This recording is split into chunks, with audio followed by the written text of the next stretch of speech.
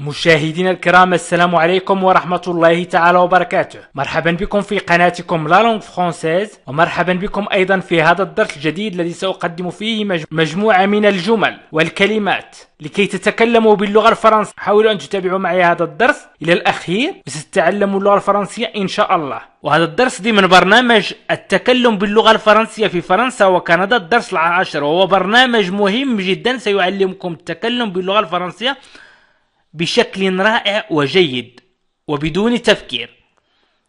إذن سنبدأ الدرس على بركة الله.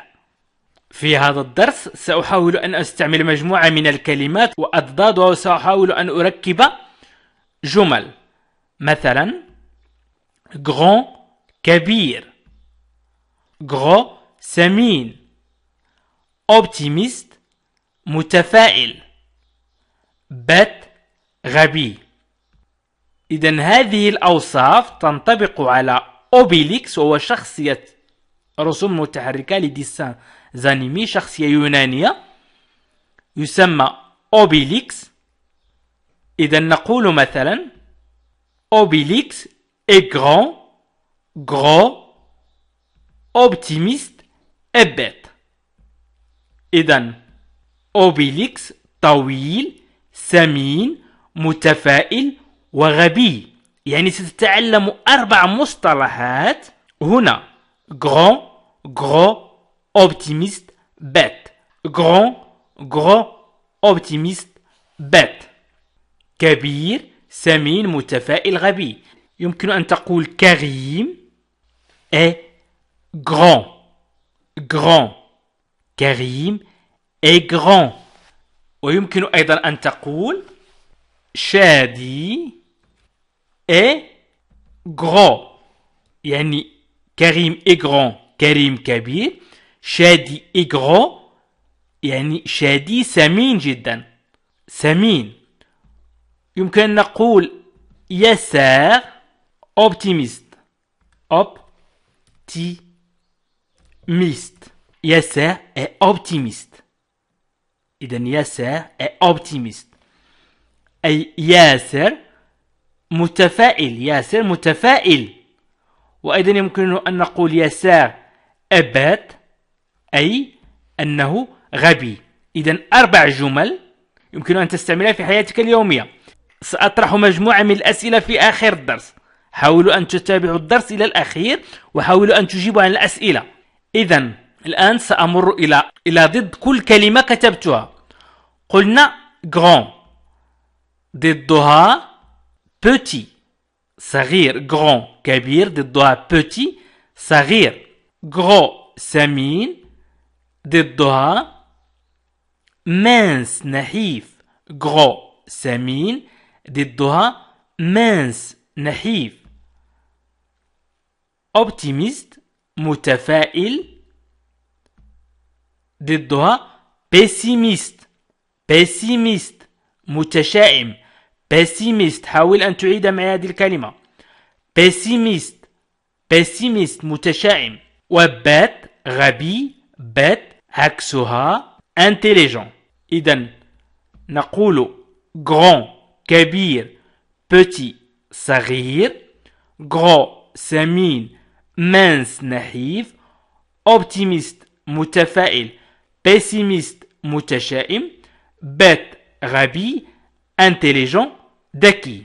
إذن سأستعمل في جملة petit وmince وpessimiste وintelligent. إذن الآن سأستعمل الشخصية الثانية وهي أستيريكس، وهو صديق أوبيليكس، صديقه. إذن نقول مثلا أستيريكس est petit, mince, pessimiste et très intelligent. لاحظوا معي: Astérix est petit, mince, pessimiste et très intelligent. إذن Astérix صغير est petit صغير، mince ضعيف، pessimiste متشائم، et très intelligent وذكي جدا. très جدا، intelligent ذكي. إذن Astérix est petit, mince, pessimiste et très intelligent. حاولوا أن تعيدوا. Astérix est petit, mince, pessimiste et très intelligent. Astérix est petit, mince, pessimiste et très intelligent.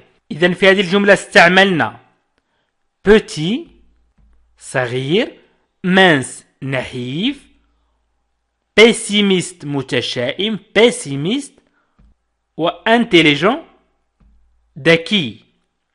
Petit, mince, pessimiste, intelligent. إذن Astérix est petit, mince, pessimiste et très intelligent. Astérix صغير وضعيف ومتشائم وذكي جدا. إذن يمكن أن نقول ياسر est petit، أي ياسر صغير. يمكن أيضا أن نقول ياسين مثلا est mince، أي نحيف أو ضعيف. mince نحيف أو ضعيف، أي نحيف. ياسين نحيف، ياسين est mince. يمكن نقول أيضا شادي est pessimiste. شادي est pessimiste، أي شادي متشائم. يمكن أيضا أن نقول كريم est intelligent، intelligent، أي كريم هو ذكي. إذا استعملنا 4 كلمات لنتكلم عن أوبيليكس وأستيريكس. إذا يمكنك تثبيت الصورة سواء لك أو لأطفالك أو لأي شخص يريد تعلم اللغة الفرنسية. يمكنك أن تثبت الصورة هنا وتحاول حفظ grand, gros, optimiste, bête, petit, mince, pessimiste, intelligent. ولاحظوا أن bête هنا adjectif.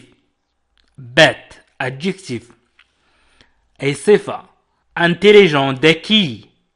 ولكن إذا أردنا أن نقول ذكية أو سمينة أو كبيرة أو صغيرة أو نحيفة أو متشائمة أو متفائلة أو غبية، إذن هنا فقط سنضيف بالنسبة لغران سنضيف تصبح غراند، وغران تصبح غروس نضيف وسأعطيكم أمثلة عن طريق الجمل. petit نضيف petite تصبح petite. نقول un grand بدون homme أو une grande femme. وأيضا intelligent تصبح intelligente، وأيضا intelligent تصبح intelligente، une fille intelligente. إذا 4 كلمات سأستعملها grande، grosse، petit وintelligent. إذا قلنا ياسر est petit.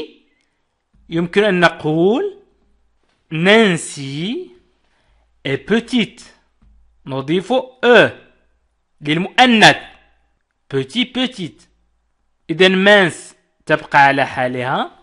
يمكن أن نقول ندى est mince، أو يمكن أن نقول est grande نضيف نقول ياسر est grand بدون و ندى est grande avec يمكن أيضا نقول سميرة est grosse.